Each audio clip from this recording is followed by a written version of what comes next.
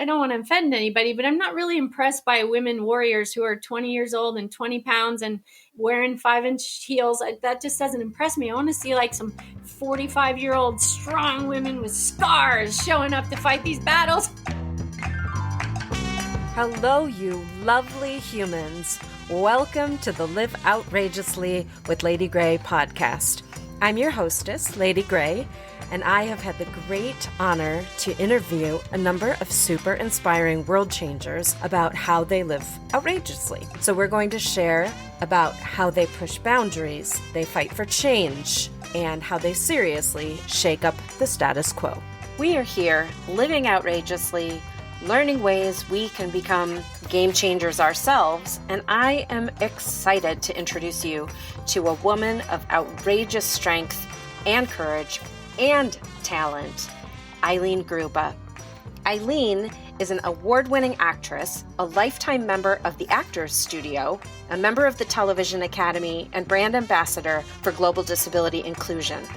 Her long list of TV credits includes Watchmen, Sons of Anarchy, Nip Tuck, The Fear of the Walking Dead, and many, many more. She was just honored with the Best Actress in a Short Film at Idlewild Film Festival a couple of days ago, so congratulations to her for that. We're very excited to talk to her about all of those nominations. She's an advocate for hiring performers with disabilities in film, television, and advertising. She's a national public speaker for events supporting challenged patients, disability inclusion, eradicating bullying, and empowering women. And we are so excited to have her here today. Welcome, welcome, welcome, Eileen. It's so great to have you on the show today. Thank you. Thanks for having me. Yeah. Well, let's jump right in. You have had just a really fascinating life, an outrageous life, as we call it. And you've got a ton of accolades, and we can, go through a lot of those as we're talking today. But I would love to start this off by giving you the opportunity for you to tell us what you feel like some of the highlights and your most important moments have been on your journey. Wow. Okay. It has been a really incredible journey. And I've had a lot of fun along the way, which is kind of crazy when you know my story, because I was born into a very large family and got vaccines for school when we were kids. And I was less than 5 years old when my vaccine had too much of the live virus. My body attacked and I ended up paralyzed from the waist down. And at first they didn't think I would live. And then they told my parents I'd never walk again. So that was the first challenge. My first big accomplishment after fighting my way out of a wheelchair was becoming a cheerleader, because that was a dream that I had when I was in the wheelchair. I just wanted to be a cheerleader. So I did that. I ended up becoming captain of my multiple cheerleading teams and winning a lot of awards doing that. One of my favorite shining moments was my first cheerleading team, where I won the most spirited cheerleader award. And I was still a little girl, and I remember looking out at the crowd and seeing my mother in tears. And I thought, well, why is she crying now? And I remember getting off the stage and running over to show her my trophy. And I was like, Mom, why are you crying? It's a good thing. I'm the most spirited cheerleader. And she just smiled and she said, of course you are. And I never really understood it until many years later, because my mom was always telling me that it was my big spirit that got me through all these things. So the next big massive challenge, I think, of my life was I started to have surgeries in my high school years because my feet were pretty messed up from jumping around on them after having a spinal cord injury. And then shortly after college, my mom died from cancer. And a few months after that, my dad got cancer. And so we had some super challenging years there. And then I ended up having more leg surgeries because they just kept trying to correct the problems. So those surgeries have gone on for so many years. My last one was in 2017. I've had my left ankle rebuilt so many times it looks like I stepped on a landmine. And then in my early 30s, I got cancer. It was the same cancer that killed my father 6 years before. And they think maybe it was from all the radiation exposure from all the x-rays when I was a kid. So I battled through that. I'm telling you the battle part, and then I'm going to tell you all the victories. Okay.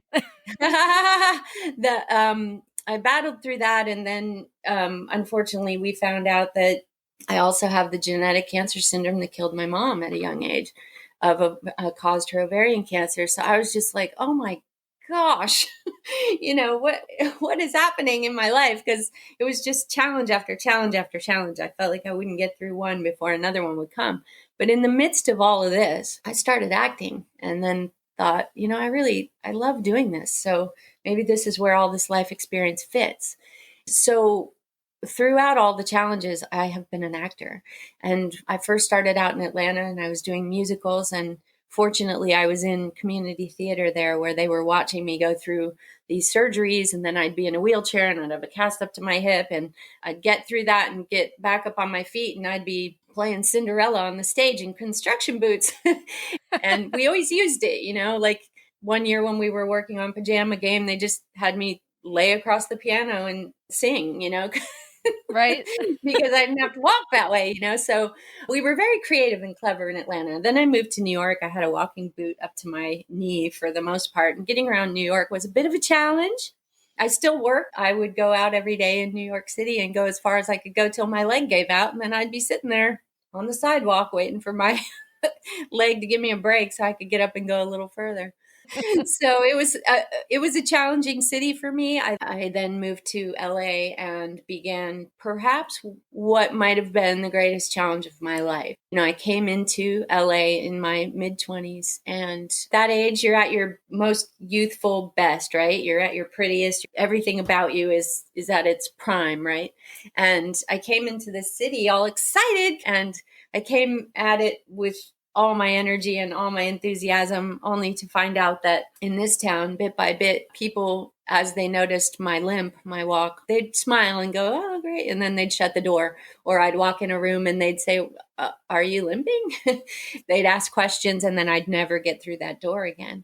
It was a painful journey that sent me into advocacy, because I realized I'm going to have to change my industry if I want to work in it, because this industry has decided that women need to be perfect. They need to be flawless. I just think the illusion of perfection is a disservice to all women.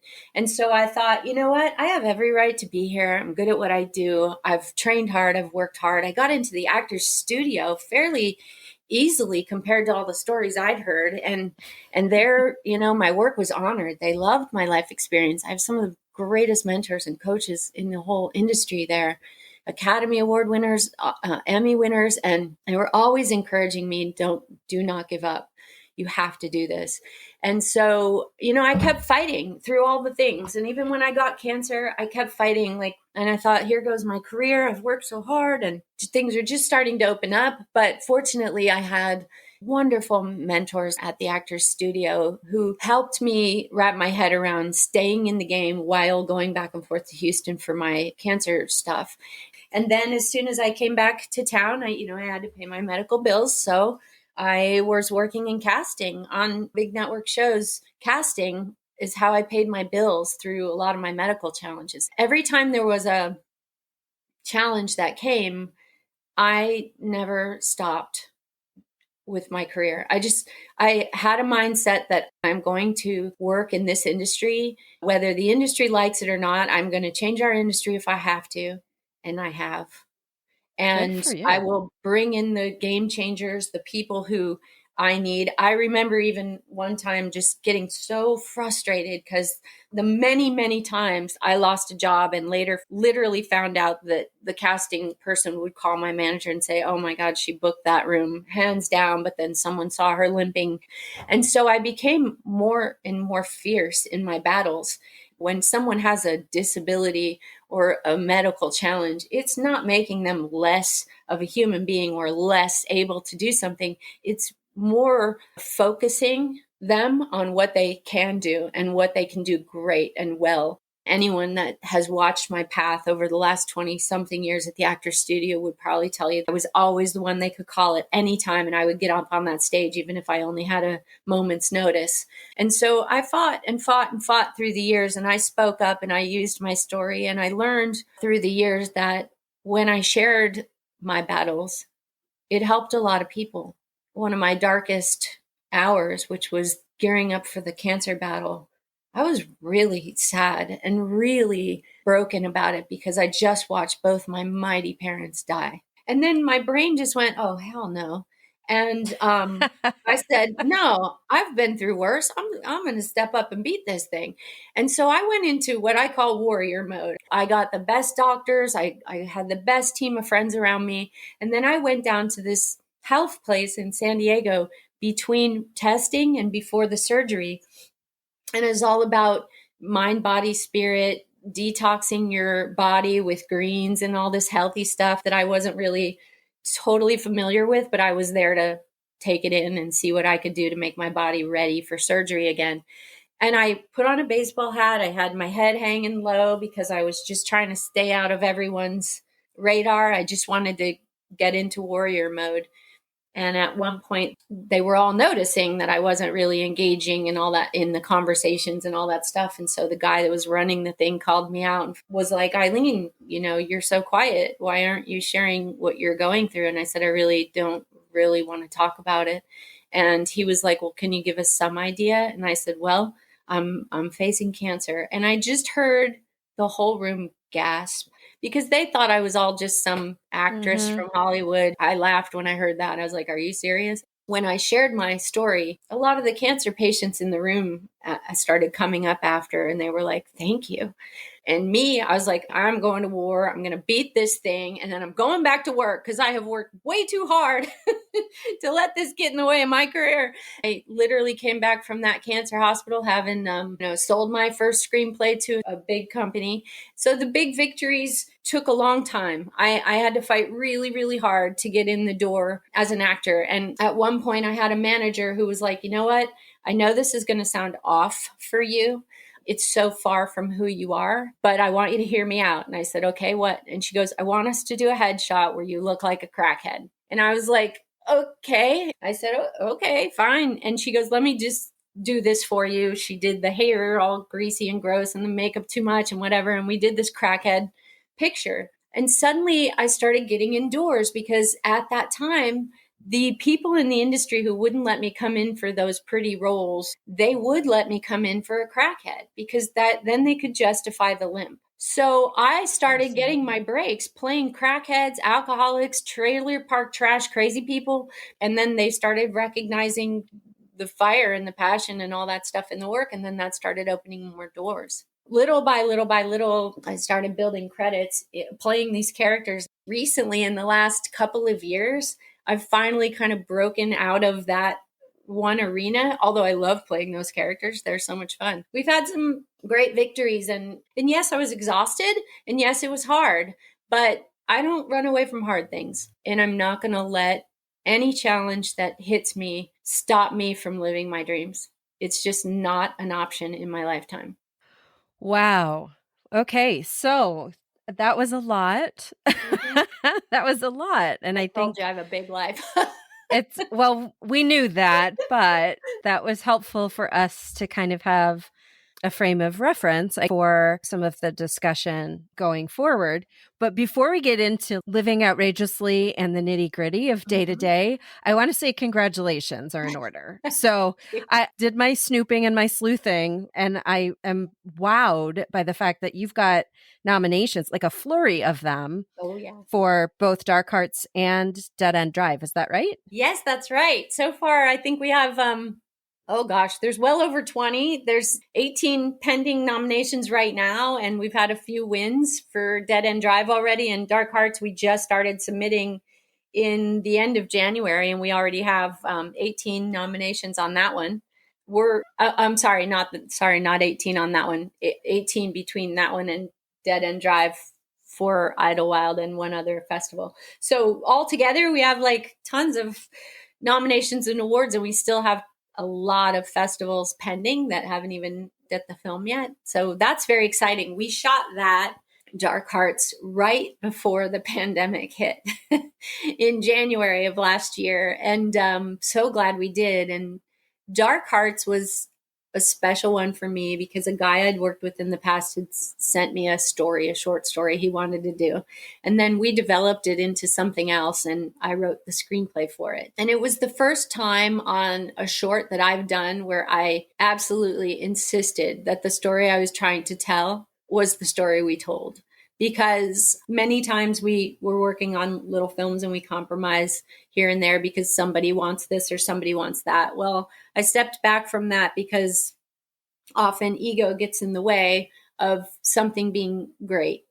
And so this one, I was adamant about we make the best story possible. And so we shot it over one weekend. I spent the whole year that we were in quarantine going through the edits and re-going through the edits until we finally found a way to tell a good story that we all believed in. We sent it out literally the next day after I finished post on it. I sent it to Idlewild Film Festival, and Steven Savage responded right away saying, you're in the festival. This is amazing. Oh. And so I was so blown away. And then next thing I know, Idlewild honored us with 8 nominations for that film.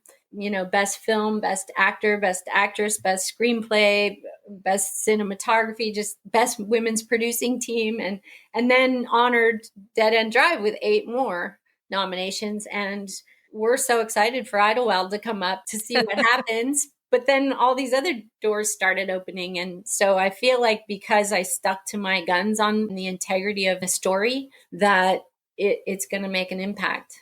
That's fantastic. You mentioned different people that were on your team. One of my questions for you, and you've mentioned a few people along the way, your parents, namely, and some of the people at the Actors Studio. But if you were to really step back from it, are there any special mentors or inspirational people that you feel have really shaped your life?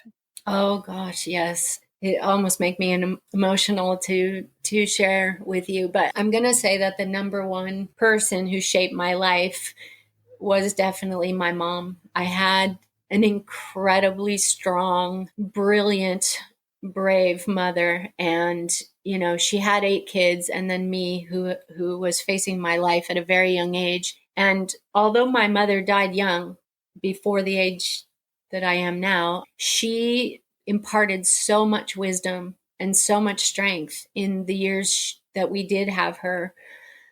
And I often refer to her and the things she taught me along the way that have given me the courage and the strength to keep showing up, to keep my head up, no matter how many times people beat me down.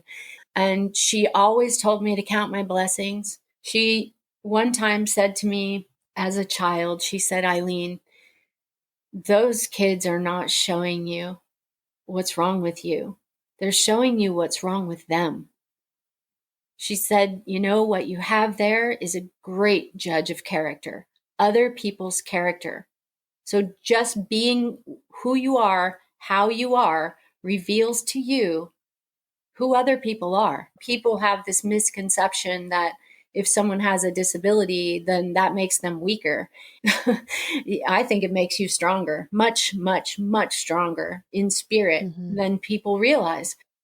You've done a lot of work, and not to focus strictly on your advocacy, because obviously your acting career is of utmost importance, but you have done a ton of work, from writing scripts and producing and directing inclusive projects to, I know you serve on the diversity committee for SAG-AFTRA, and you work with Angels in Waiting. Can you tell us a little bit about some of those projects and the things that you've specifically done to help advocate for people in the industry, and or maybe not in the industry, maybe just in society in general, right? Like the NICU project is not necessarily directly related to the entertainment industry. Well, yeah, I've done a lot through the years. I've spoken at the Children's Rare Disease Network, and now it's called Global Genes, but it's about kids that have undiagnosed medical challenges. Undiagnosed illnesses is a huge challenge for kids. Angels in Waiting is a group that they're neonatal intensive care nurses who rescue babies that have been abandoned at birth, usually because of their disabilities. And a lot of times those will be mothers that are on drugs and stuff, and their kids are born with massive disabilities. So this group gets people who are trained nurses to foster and then adopt these kids. So they're being foster Mm. cared by nurses who can take care of their needs. I work with Disability Talk UK that is broadening the horizons in the UK for an all-inclusive society. We just did a poetry competition where poets from all over the world sent in poetry from disabled writers, because when you hear them, you realize we still have so far to go. And because of my own battle and my very, very strong memory of what I went through as a child, I just made a decision that I'm not going to leave this planet until I see change. So this is what drives me. And so, yes, I advocate all over the world. I speak all over the world. I've sat in an office with Stephen Hawking and had a conversation with him about what I'm trying to do in the entertainment industry, because I believe that when we see on film, on television, and in commercials, all kinds of people with all kinds of disabilities, it's going to do a lot of things for society. Eileen, you are definitely an outrageous voice and a game changer in entertainment.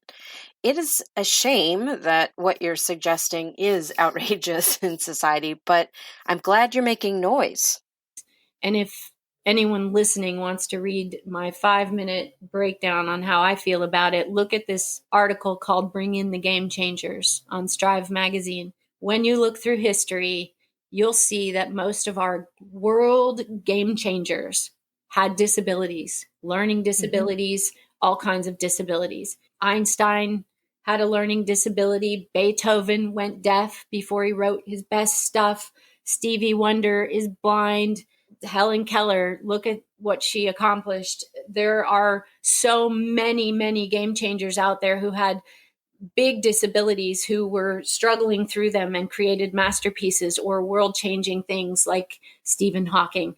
So many of them. Right. You're going to want to know your game changers. Guess what we do all our lives? We adapt, we adjust, we overcome. Challenges never stop coming. So if we want to survive, we have to keep adapting, adjusting, and overcoming. So we are master problem solvers. So I encourage the world to look at the challenges in their life and say, what game changers have I left out?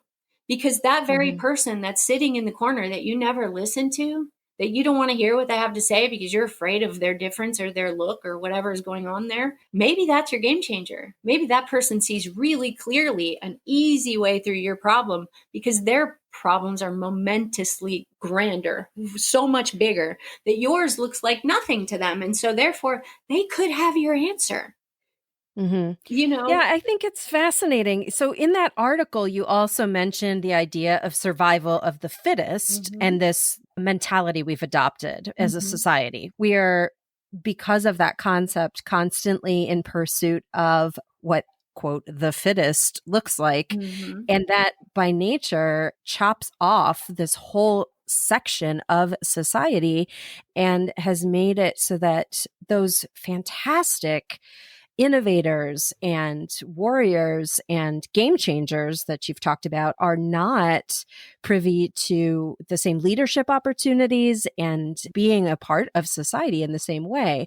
I know you're encouraging people to look at who they have potentially left out or alienated or dismissed. But in terms of actions that people can specifically take, is there anything, whether it's in the entertainment industry, because I know there are entertainers listening to this, is it specifically within, our smaller local communities? Are there things that people can do to make a change on a micro level? Oh, yes, there are. I don't know if you saw my podcast for kids. It was called Be the Cool Kid, and it was specifically about dealing with bullies.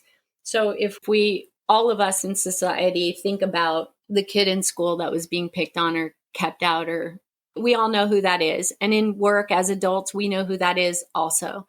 If we, the ones who are getting the breaks or who are the leads on the shows or on the stage, if we look around and see that someone is being kept out or unfairly treated or just being shunned because they have a challenge. We could be the cool kid that goes over and engages with that person, welcomes them into the group, makes them feel a part of the team. Because when you make that person feel safe, they start to open up. And when they start to open up, magic happens. That's when they start to share all the things they do and know. And that's when new, unique ideas, wonderful things start to happen. In my time at the Actors Studio, I'm a risk taker. I'm a fearless person. So I will jump on that stage and try anything.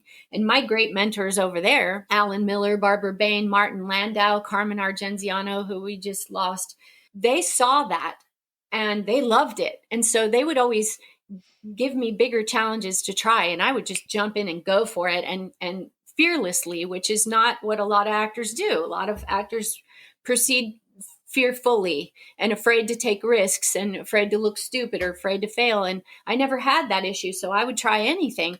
And once the people at the studio started to see the kind of risks I would take and the work I would do, they were so engaged. I ended up, having a lot of people coming to me asking me to coach them for stuff. So I coached even Carmen into a lot of jobs. And Carmen's a really accomplished actor. He would come to me for all his big auditions because I would see things in a different way. To answer your question, I think that the people on an everyday scale, if you see someone being kept out for any reason, for any difference, whether it's because they're a woman or because they're disabled or have some challenge, they're deaf, they're blind, they have a limp, you can just be like, hey, come play with us. Let's start to look at what's right with people.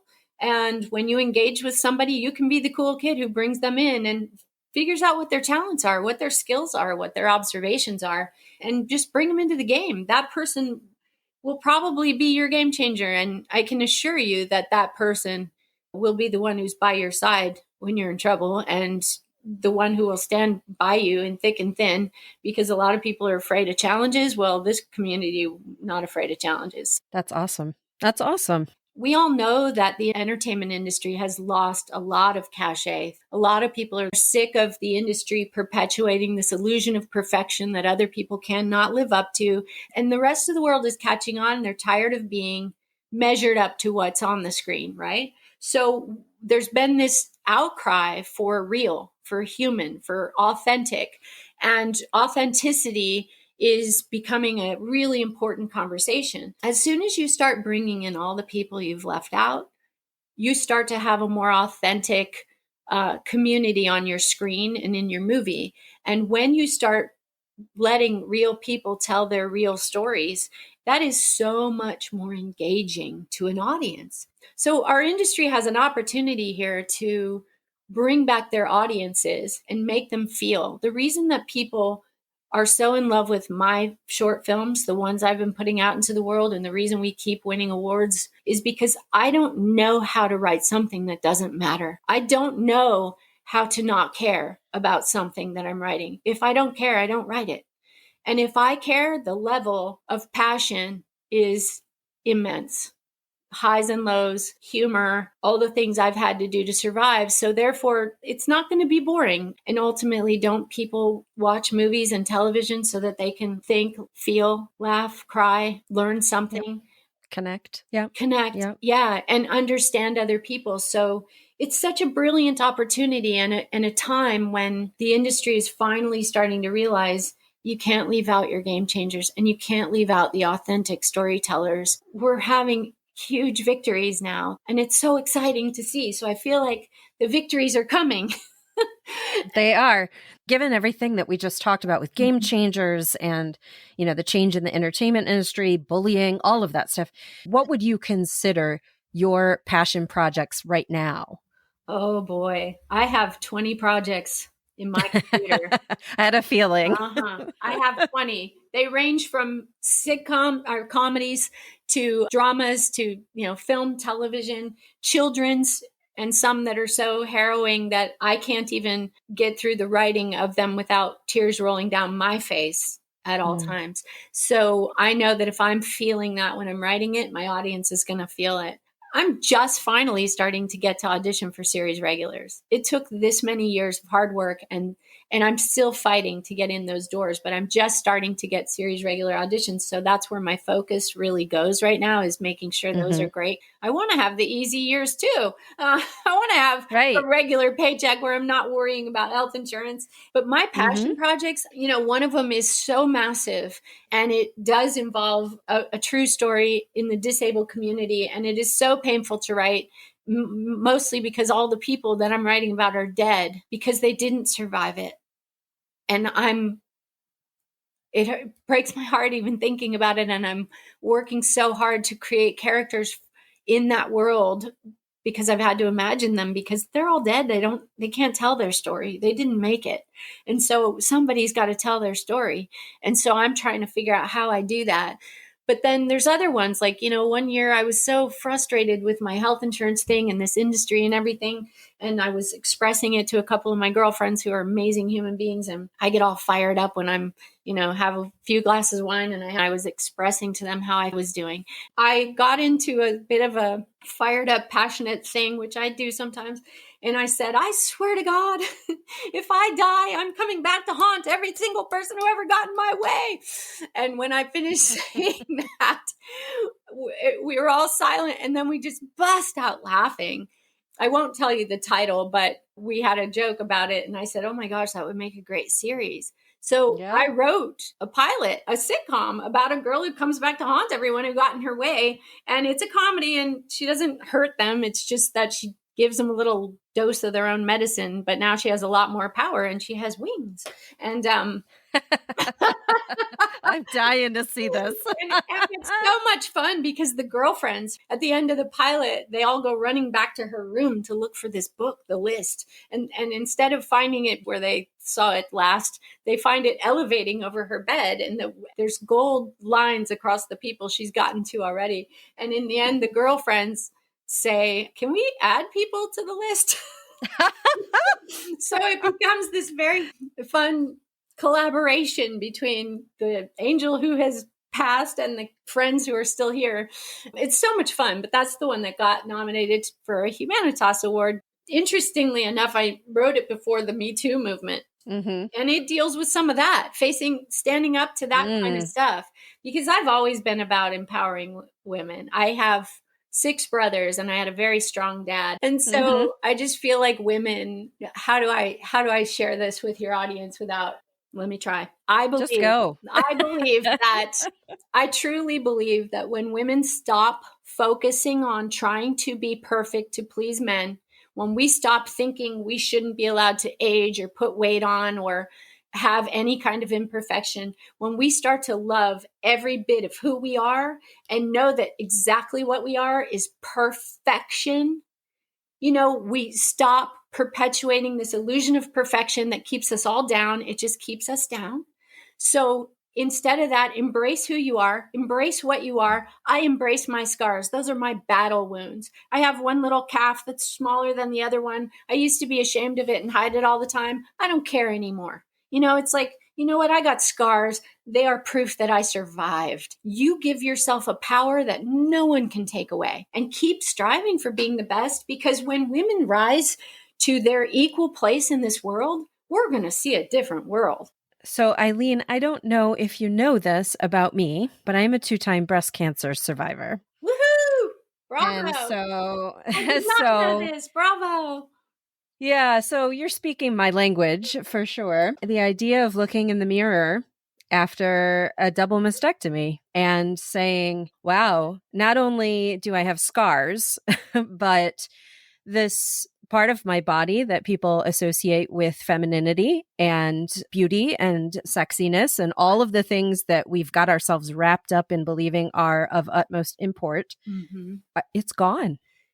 That part of me has been removed from my body, and so standing in front of a mirror and looking at myself and accepting and fully embracing who I am as a woman is a challenge, right? I mean, it comes as a challenge, but getting to the place where mentally you're thinking about those scars as badges of honor. That you survived. Right. When you think about what you had to go through to be here right now, when you Mm-hmm. think back on that, now think back on all the battle you went through, right? Getting through cancer is no small feat. A lot of Mm-hmm. people hear about it, but they don't really know the battle till they're in it. But don't you now look at yourself and go, wow, I'm here. I survived. Yeah. And frankly, what a lovely gift from the universe in terms of reprioritizing life and Yes. changing the way you view the world and what's Mhm. important. Yes. It really is fascinating. So, I'm going to ask you a question now that is lighthearted and is is fun because we've done like all this like okay deep work. Before I ask you, I'm just going to tell you that I truly did geek out about the fact that you were on Watchmen. Ah. I was like, oh my gosh, I know her. So Oh, that was a fun little moment. And yeah. you've been on a ton of things, right? Sons of Yeah. Anarchy and New Amsterdam. There's a bunch of stuff, right? Yeah. But what I want to ask you is what is your dream role? Oh, my dream role. You know what I really want to do? I want to do a light. I want to do a comedy. I'd love to do a series where it's maybe a funny drama instead of a dark, heavy drama. Mm-hmm. One where I can, the side of me that I haven't really gotten to show the industry because I don't get hired in that arena because I'm a silly, fun person who loves to laugh and I can make jokes in the darkest hours on anything. I'm Right? always the one laughing. Even my doctors in Houston said I was the first cancer patient who actually woke up from surgery and smiled at them. And so I would love to have a series where I'm the fun, lighthearted, but has the wisdom and the chops to get through challenges and help other people laugh at them. And I don't know what that series is. I haven't been presented yet with that kind of thing, but I want to play something like that. And then the other big dream is I really, to this day, after 29 years of fighting, I've almost had almost no studio movie auditions, almost none. I've had maybe about 5 in my lifetime for studio movies, and I booked a couple of them, but small roles. You know, I did 5-year engagement, and I did do State of Play with Russell Crowe, but my scenes didn't end up in the final cut. I only had 2 scenes, and so I haven't really gotten to do that. And I sit there and I go, you know, if we're going to keep doing all these women's superhero movies, can we please put in some women that I can really look at and go, wow, that woman survived some battles. You know, I want to see those kind of women. I don't want to offend anybody, but I'm not really impressed by women warriors who are 20 years old and 20 pounds and wearing 5-inch heels. That just doesn't impress me. I want to see like some 45-year-old strong women with scars showing up to fight these battles. You know, like I want to see, like we did get to see some of that in Black Panther and I loved it. I was just sitting there going, Yeah. yay. But I want to see those kind of women, you know, showing up being like, oh, you know, the kind of women that you really Mm-hmm. would be afraid of if they were standing there and had a badge and a gun and they were in the FBI. My dream is to get to play characters like that. And I actually have written a few of them. I wrote one that I don't know if I told you this, but I went through FBI training in 2019. You did? Yeah, I did. I went and spoke at the FBI in 2018 when I was just getting off crutches and walking, and they had me come in to speak, and I literally went in and said, I'm trying to figure out what I have to offer the FBI. And they said, well, you know, you never give up. Most people go out after Mm-hmm. one big hit, one big challenge, but you don't ever give up. And that's it. I think they said an interesting thing for our agents to hear, you know. And so then they invited me to go into their Citizens Academy and go through FBI training. So I did. So at that time, I pitched them this idea for a pilot that I had called Crutch. And the character is a badass character. So Mm-hmm. I'd love to play Mm-hmm. characters like that. There are so many characters I still want to play and so many dreams I have. So I like am no way going down anytime soon, believe me, because I have so much more I need to accomplish. And Mm-hmm. my dream, my huge dream, is to be on a series where I have a wonderful character with a lot of depth and colors. And at the time that I'm on that series, I also want to be a staff writer on another one at the same time. And I'll be writing from my trailer. And then when I'm done with that, I want to be show running. Okay. That's what I want to do. Well, we're going to speak it into existence Yes. here today. All right. Well, I always give everybody an opportunity to share their outrageous advice, Eileen's outrageous advice. I feel like you've given us so much to chew on that maybe we've already tackled that topic, but is there anything else that you feel like people should try to do either on a daily basis or a one-time thing that would make their life more outrageous? Yes. Okay. I do have some thoughts on that. Everybody in their guts, in their heart, in their soul has a dream that seems unreachable. Everybody has that. That thing that when you really close your eyes and think on it, it almost scares you. Open up your eyes and go right at that dream. And if it scares you, take a deep breath and lean right into that fear, because where you are most afraid to go, I believe, is where your extraordinary life is. When you are afraid of something, rather than run from it, take a deep breath, stand your ground, and face whatever that fear is. I know that we are all here for a reason, and we need to start accepting the purpose of our lives. And usually our purpose is sitting right there in the middle of whatever our greatest challenge has been. And so we've got to look at all these things we fear and face them with courage. Just dive in, take the risks. You've got absolutely nothing to lose for trying. If it doesn't work out, at least you can say, hey, I tried. I have failed at least 100,000 times in my efforts to try to work in this industry. But in all those failures, we have the resume you just talked about. When I go on the IMDb and look, I remember when I didn't have a single credit there, and I was like, oh my God, I've been working so hard. I don't have a single credit. Now I look and I have almost 100. We keep going. And sometimes when we show up and give it everything we've got, magic happens. I encourage everyone to get up in the morning and be like, what do I really, really want for my life? Take the little steps. And if you've got anyone saying you're dumb or you're stupid or you're not good enough or you're this or that or blah, just be like, you know what? I need you to remove yourself from my world because I was meant for big things and I'm going to get them. And then you'll light up the worlds of everyone around you. Oh, I'm super inspired, Eileen. I'm gonna go reassess my own goals here and my dreams. Before we go, I want to give you the chance to tell us about your most outrageous fan or supporter and give them a shout out. My most outrageous fan or supporter. Wow. Okay. The first one that comes to mind, I have so many people I would want to shout out to, but the one that has been really by my side through so many battles is a lovely girl named Cynthia Dane. And I met her many years ago. Cynthia has been by my side through so many battles. She has come over after surgeries and cooked for me and brought it up to my room. And she has helped me sit down and memorize entire plays when I was being put in an impossible situation. Like I had a play that was opening over Thanksgiving weekend where I was going to cover 4 shows. I had one rehearsal, a massive play. The director wasn't even going to be present. And when I asked for direction, he just said, copy the other actor.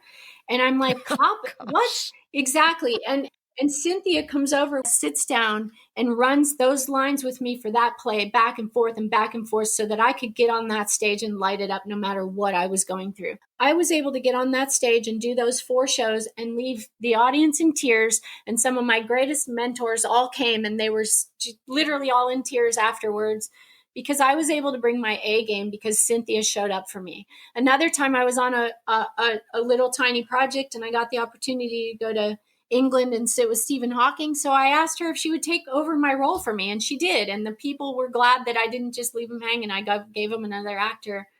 So she has been with me through thick and thin. That's Cynthia Dane. But then I have this guy, Vince Staskell, who has been a disability advocate for many, many years and throughout his whole life. And he joined me with that group that I have on Facebook called Trained Actors with Real Disabilities, where we promote the work in the entertainment industry of people with real disabilities out there working. And he has been like my greatest advocate. I mean, he's pitched me to so many places. I ended up on the cover of Inspiring Lives magazine with my story in there because of Vince. And He's the one who got an article written up for me for the Emmys when I was in consideration for an Emmy for New Amsterdam. And the guy is just a miracle worker because he just believes in what I'm doing. And we've become such great friends. So that's Vince Stayskill. I have so many people I would want to shout out to. The Actors Studio is such a family. They are family to me. And so many members of the Actors Studio, Barbara Bain, Alan Miller, Martin Landau, who we lost, Lou Antonio, who's still with us, Salome Jens, so many of these people, Eric Pasoja, Cecilia Specht.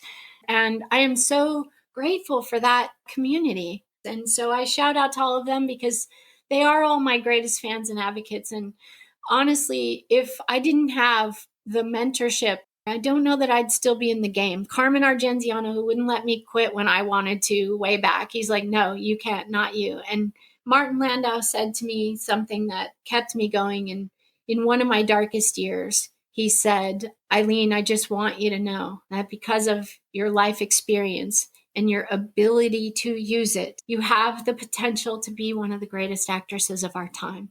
And I just sat there and I went, oh my God, Martin, thank you so much for, and he goes, no. He stopped me. No. I'm not telling you this to make you feel good. I'm telling you this so that you do not give up. Do not let them stop you. He knew what I was up against. He told me what I needed to hear to give me the belief to keep going. I'm so grateful for those Actors Studio crowds and all the family there and all the people who've been by my side to keep me in this battle. Well, we're grateful to all of them too, because we get to enjoy you as an entertainer and as a result. So I feel like that was a little like mini acceptance speech rehearsal. Just, just making sure that we, crossed all the T's and dotted all the I's, got all those names in there that are really important to you. You're amazing. Thank you. Yeah. I know that there are some people listening who probably aren't familiar with you and are just meeting you for the first time. Mm-hmm. If you have new fans that want to try to hunt you down and connect with you online, where is the best way that they can do that? Okay, so if you spell my name correctly, which is EILEENGRUBBA, you will find I have a Twitter page in that name, an Instagram page in that name, a website, EileenGruba.com. You can find me on IMDb, where they always list what shows are playing next. And that's my name on every platform. I also have a professional page on Facebook that shows all the updates. And if you get on those pages, you'll find all my film pages for all the films that are out there we create pages for. And for all the women like you and all the mighty warrior women out there, and not just women, but warrior men too, I have a page on Facebook called Everyday Warriors with Eileen Gruba. And we try to engage everyone in conversations about overcoming battles, empowering people and reminding them what matters. And that's a nice little group of people who've been through a whole lot of hell and are here to help the next crowd through it. Well, I know I'm a part of it and I truly appreciate it. So this has been just a beautiful, beautiful conversation, Eileen. Thank you so, so much. You're so welcome. Thank you for having me. I really appreciate it. And I'm very proud of you for getting through your battles. Thank you for that. Likewise. Thank you. Yep. You are always welcome to come back on the show anytime that you'd like. Thank you. And it has been our pleasure and our honor to have you here. So thank you for teaching us to live a little more outrageously. Well, outrageous friends, it has been my honor and my pleasure to have you here today. I hope that you took away some outrageous ideas for your own life. If you enjoyed yourself, make sure that you're subscribed to Live Outrageously with Lady Grey on whatever your podcast app is. You can also connect with me personally on Facebook at facebook.com/outrageousladygray or on Instagram at lady.gray. Also, be sure to check out the website at www.liveoutrageously.com. Once again, this is Lady Grey encouraging you to go out and live outrageously.